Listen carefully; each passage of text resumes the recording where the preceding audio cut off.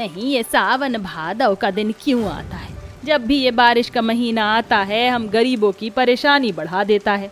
कविता बहू, कविता बहू, पता नहीं ये कविता बहू कहाँ है। मैं यहाँ हूँ माँ जी, आंगन में। ये देखिए माँ जी, हमारे आंगन में कितने सारे गेंदे के फूल खिले हैं।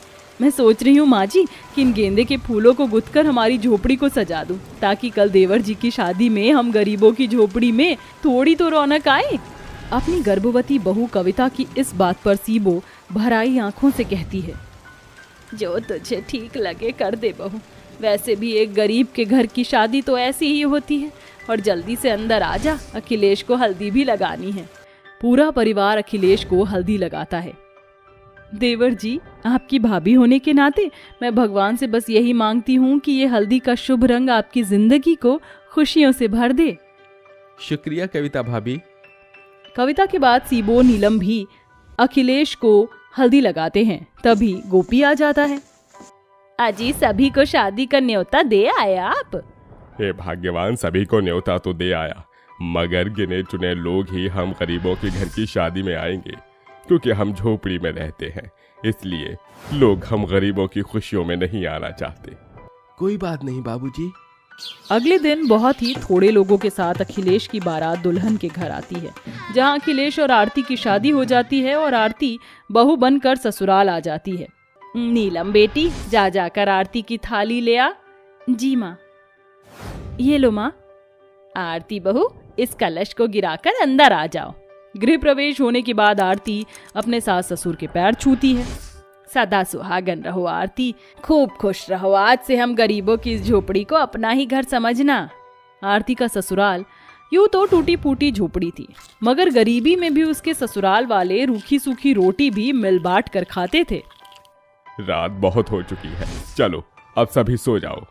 तभी नीलम और कविता सोने के लिए एक फटी चिटी गुदरी लाकर बिछा देती हैं, मगर उस झोपड़ी में जगह कम होने की वजह से किसी न किसी को रात भर जाग कर काटनी पड़ती। बेचारे गरीब ससुराल वाले झोपड़ी में सोने की तैयारी ही कर रहे होते हैं। तभी मौसम खराब हो जाता है और जोर जोर से बादल गरजने लगते हैं। लगता है बहुत जोरों से बारिश होगी। तुम सभी सो जाओ, मैं जगी हूँ। वैसे भी मुझे नींद नहीं आ रही है। हे ऊपर वाले, भगवान के लिए आज हम गरीबों के घर पर मत बरस। आज ही मेरे बेटे की शादी हुई है और हम गरीबों की झोपड़ी में बहू आई है। बेचारी गरीब सीबो डर भरे मन से उम्मीद लगाए हुए ऊपर वाले की दुआई दे रही थी। थोड़ी देर बाद सभी की आंख लग जाती है। तभी बहुत तेज तूफानी बारिश शुरू हो जाती है, जिससे आरती के बेचारे गरीब ससुराल वालों की झोपड़ी के ऊपर छत की मिट्टी गलने लगती है और आंधी तूफान में फूस भी उड़ जाते हैं, जिस कारण उनकी झोपड़ी की छत जगह जगह से टपकने लगती है और बारिश के पानी से उनकी झोपड़ी भरने लगती है। तभी अजीत कहता है, अरे घसीटाराम, काहे के लिए हमको जबरदस्ती गंगा में डुबकी लगावत है? छोड़ ससुरा हमको। ऐसा कहते हुए अजीत बगल में सो रहे अपने भाई अखिलेश को जोरदार लात मारता है। तभी सीबो और आरती जाग जाती हैं।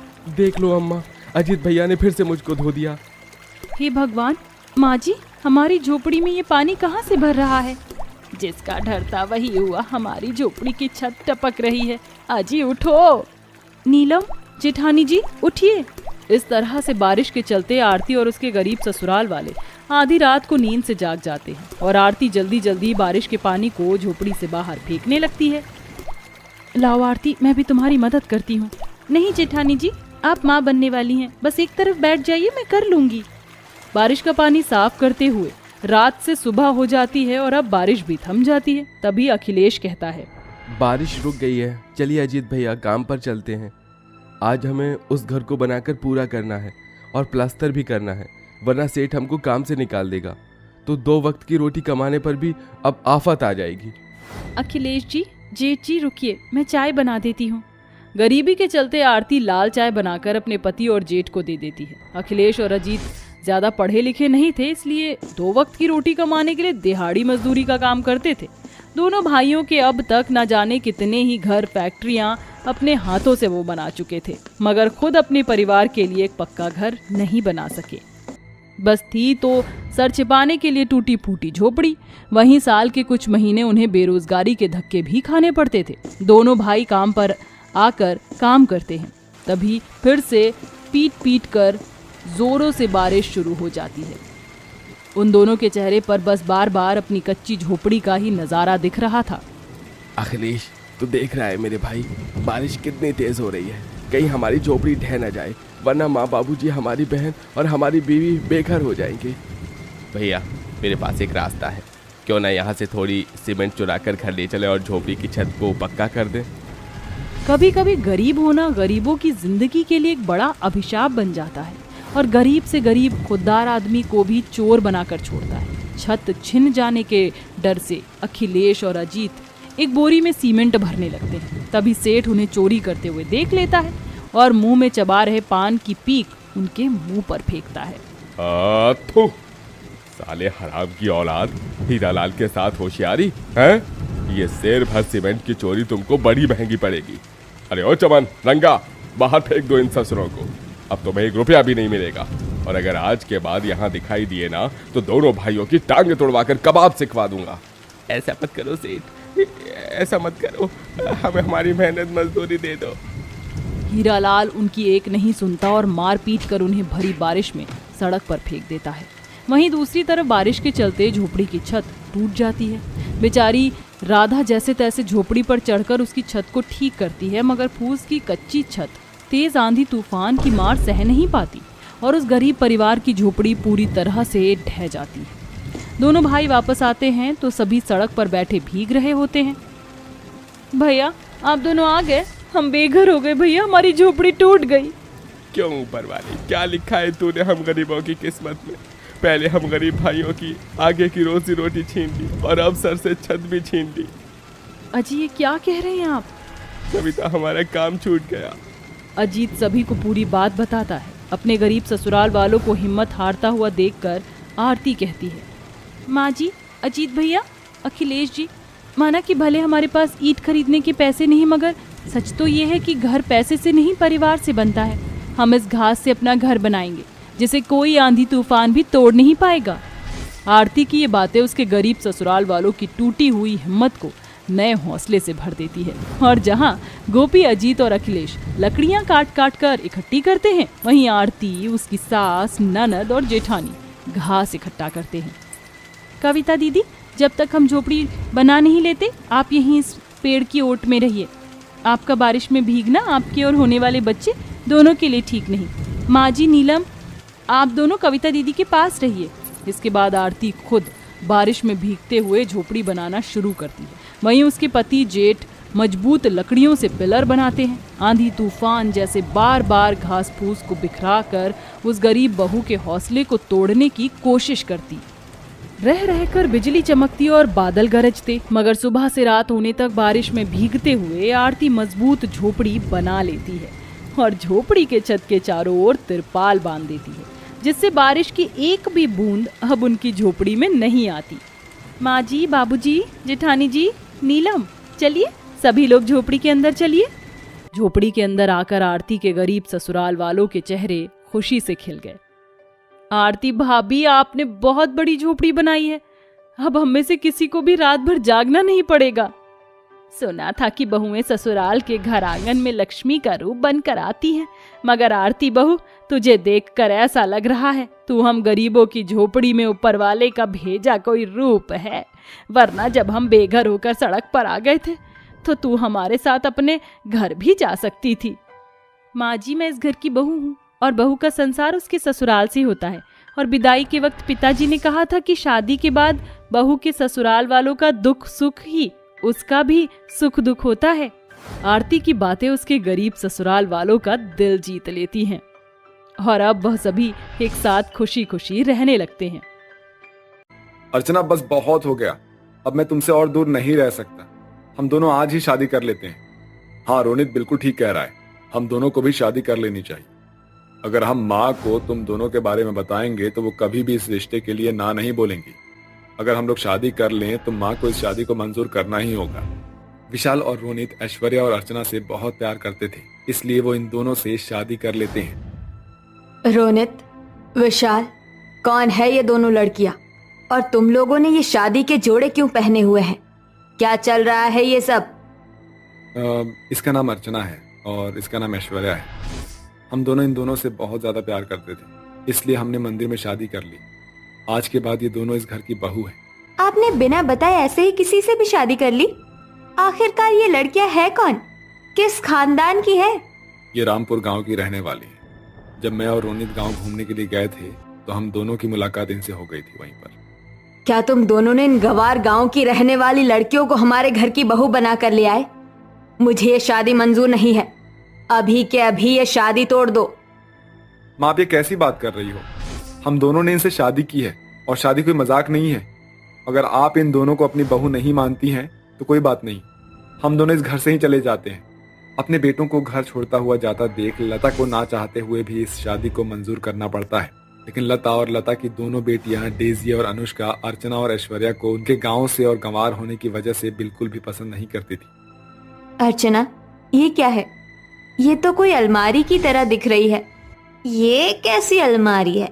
इसमें तो खाने पीने की चीज रखी हुई है और इससे ठंडी ठंडी हवा भी आ रही है। अर्चना इतना बोल ही रही होती है कि तभी वहां पर डेजी और अनुष्का आ जाती है और उनकी सारी बातें सुन लेती है। सही कहा तुमने, ये अलमारी है। तुम एक काम करो, इसमें से ये सारी चीजें बाहर निकाल कर रख दो और अपने सारे कपड़े लाकर इस अलमारी के अंदर रख दो। ऐश्वर्या और अर्चना दोनों ही गंवार होती है और उन दोनों को किसी भी इलेक्ट्रॉनिक चीजों के बारे में पता नहीं होता, जिसके चलते वो सारा खाने पीने की चीजों को बाहर निकाल देती है और उसके अंदर अपने सारे कपड़े रख देती है। थोड़ी ही देर में वहां पर लता आ जाती है और अर्चना ऐश्वर्या की इन सारी हरकतों को देखकर उन पर खूब चिल्लाती है। हे भगवान, ये कैसी बहू से पाला पड़ गया है? ये तो गवार की भी गवार निकली। तुम दोनों को अलमारी और फ्रिज में कोई फर्क नजर नहीं आता है क्या? ये कपड़े रखने की अलमारी नहीं है, फ्रिज है। इसके अंदर खाने पीने का सामान रखते हैं और तुम दोनों ने इसमें अपने कपड़े रख दिए। इसमें कपड़े रखने को ननन जी ने ही कहा था। ये तो गवार होने के साथ साथ झूठी भी है। भला हम ये सब करने को क्यों कहेंगे? हमने इन्हें ऐसा कुछ भी करने को नहीं कहा है। ये तो वही बात हो गई, उल्टा चोर कोतवाल को डांटे। खुद गलती करके मेरी बेटियों पर इल्जाम लगाती हो। इतना कहकर लता अपनी दोनों गंवार बहुओं की बहुत बेइज्जती करती है, जिसे देखकर डेजी और अनुष्का बहुत खुश होती है और वहीं बेचारी ऐश्वर्या और अर्चना बिना कुछ कहे अपनी सास की बातों को सुनती रहती है। क्या माँ, आज भी खाने में ये आलू और पत्ता गोभी है? कल भी हम लोगों ने पालक खाया था और परसों भी। क्या ये पत्तों सब्जियां रोज रोज क्यों बन रही है? हम इंसान है, कोई भेड़ बकरी नहीं है जो रोज पत्तों की सब्जियां खाए। बेटा, मुझे भी ये पत्तों की सब्जियां पसंद नहीं है, लेकिन क्या करूं, तुम्हारी दोनों गवार भाभी रोज पत्तों की सब्जी बना देती है। आप लोगों ने अभी तक खाना नहीं खाया? खाना अच्छा नहीं बना क्या? इंसानों के लायक बनाओ तो हम खाना खाएं। भेड़ बकरियों वाला खाना हम कैसे खा सकते हैं? रोज रोज पत्तों की सब्जी बनाना जरूरी है क्या? पत्तों की सब्जी खाना तो हमारी सेहत के लिए बहुत अच्छा होता है और इससे हमें ताकत भी मिलती है। हमारे गांव में तो हम रोज इन्हीं पत्तों की सब्जी खाते हैं, तभी तो हमारे गांव के लोग एकदम तंदुरुस्त और ताकतवर रहते हैं। ये तुम्हारा कोई गांव नहीं है, हमारा शहर है और यहाँ पर ये पत्ते इंसान नहीं बल्कि भेड़ बकरियां खाते हैं। आइंदा अगर ये पत्तों की सब्जी घर में बनी तो हमसे बुरा कोई नहीं होगा, समझी? अर्चना और ऐश्वर्या शादी के बाद हर रोज खाने में सिर्फ हरी सब्जियां ही बनाती थी, जिसके चलते उनके ससुराल वाले उनसे हमेशा परेशान रहते थे। अपनी सास की धमकी सुनकर दोनों बहुएं डर जाती है और हरी सब्जियों को बनाना बंद कर देती है।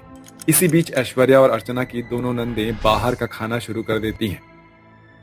डेजी, ये चीज पिज्जा तो बहुत ही ज्यादा टेस्टी है। आज से पहले मैंने इतना अच्छा चीज पिज्जा नहीं खाया और इस बर्गर ने तो मेरा दिल जीत लिया। ननन जी, आज फिर आप दोनों ने ये बाहर का मैदा वाला खाना मंगा लिया। आप दोनों जानती है ना, ये हमारी सेहत के लिए बिल्कुल भी अच्छा नहीं है। इससे तो हमें कोई ताकत भी नहीं मिल सकती है। चुप करो गांव की रहने वाली गवार, तुम दोनों को इन चीजों के बारे में क्या ही पता होगा। तुम दोनों ने तो आज तक ऐसी चीजों को खाया भी नहीं है, इसलिए तुम ऐसा कह रही हो। एक बार खाकर तो देखो। अपनी हरी पत्तेदार सब्जियों को ना भूल गई तो हमारा नाम बदल देना। ना बाबा, हमें इन मैदे वाली चीजों से तो दूर ही रहना है। अर्चना और ऐश्वर्या अपनी दोनों नंदों को काफी समझाती है, लेकिन वो बाहर की चीजें खाने से बाज नहीं आती है। और लगातार कई महीनों तक बाहर की चीजें खाती रहती है। ऐसे ही समय गुजरता है और एक दिन रोनित और विशाल को उनके बिजनेस में बहुत बड़ा लॉस हो जाता है, जिसके चलते उनके बहुत सारे पैसे डूब जाते हैं और वो लोग गरीब हो जाते हैं। अब हम लोग कहाँ रहेंगे? हमारा घर भी चला गया। हरी और पत्तेदार सब्जियां नहीं खाएंगी तो इनकी हालत दिन प्रतिदिन खराब होती जाएगी। डॉक्टर की बात सुनकर लता बहुत ज्यादा परेशान हो जाती है। लता का परिवार अब बहुत ज्यादा गरीब होता है, जिसके चलते उन्हें हरी पत्तेदार सब्जियों को खरीदने में काफी परेशानी होती है। इसलिए ऐश्वर्या और अर्चना अपने ही खेत में खेती करती हैं और हरी और पत्तेदार सब्जियों को उगाती हैं और तरह तरह की हरी पत्तेदार सब्जियां बनाकर अपनी नंदों को खिलाती हैं, जिसके चलते कुछ ही महीनों में डेजी और अनुष्का की तबीयत पूरी तरह से ठीक हो जाती है और उसी के साथ उन दोनों को अपनी गलती का एहसास भी हो जाता है। भाभी, हमें माफ कर दो। हमने आपके गवारपन और पत्तेदार सब्जियों की वजह से आपका खूब मजाक उड़ाया, लेकिन आज हम लोग आपकी वजह से ही ठीक हो पाए हैं। मुझे भी माफ कर दे। मैंने भी तुम दोनों का मजाक उड़ाने में कोई कसर नहीं छोड़ी। आज तुम दोनों की ही बदौलत ही मेरी दोनों बेटियां ठीक हो पाई है। अपनी सास और ननद को अपनी गलतियों का एहसास होता देखकर ऐश्वर्या और अनुष्का उन्हें माफ कर देती है, जिसके बाद अब अर्चना और ऐश्वर्या अपने ही खेत में उगी हुई हरी सब्जियों को लेकर बाहर बेचना शुरू कर देती है और उन दोनों की खेतों की सब्जियां काफी हरी और अच्छी होती हैं, जिसके चलते उनकी बिक्री दिन प्रतिदिन बढ़ती है। धीरे धीरे उनके घर की परेशानियां पूरी तरह से दूर होने लगती है और सभी लोग इसी तरह से खुशी खुशी